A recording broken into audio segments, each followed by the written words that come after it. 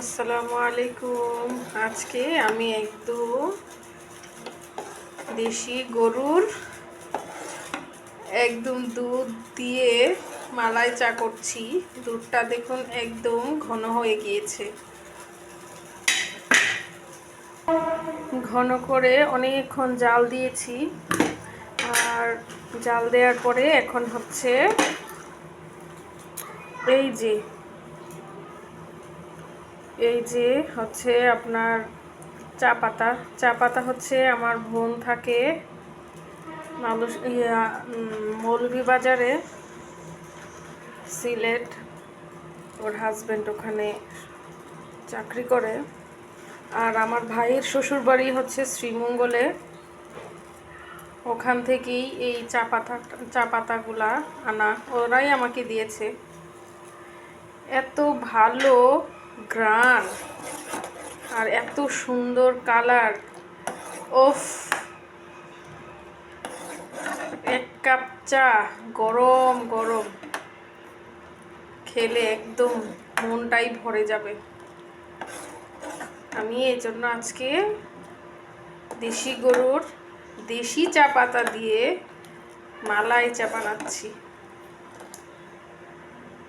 Toast দিয়ে খেতে আমার খুব পছন্দ। চা বিস্কিট আমার অনেক পছন্দ, কিন্তু আমি রং চাটাই বেশি খাই। শীতকালে খাই, তো গরমে খাওয়া হয় না। খুবই ভালো।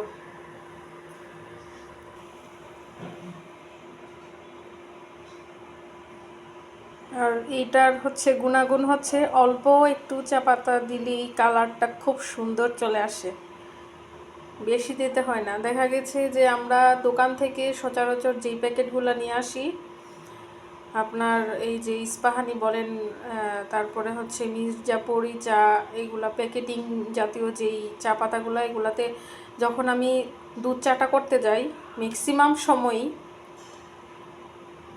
আপনার অনেকগুলা চা পাতা দিতে হয়। আর এটার হচ্ছে একদম সরাসরি গাছ থেকে, ওই যারা বিক্রি করে, যারা এটাকে মেক করে, তাদের কাছ থেকেই আনা। আমার ভাই আসছিল, ও নিয়ে আসছে ওর শ্বশুরবাড়ির ওখান থেকে।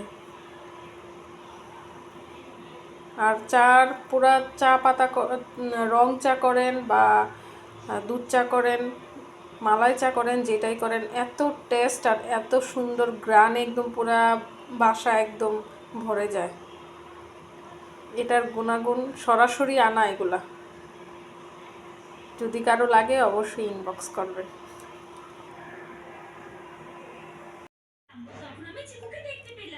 ভাবলাম হয়তো তুমি এসেছো।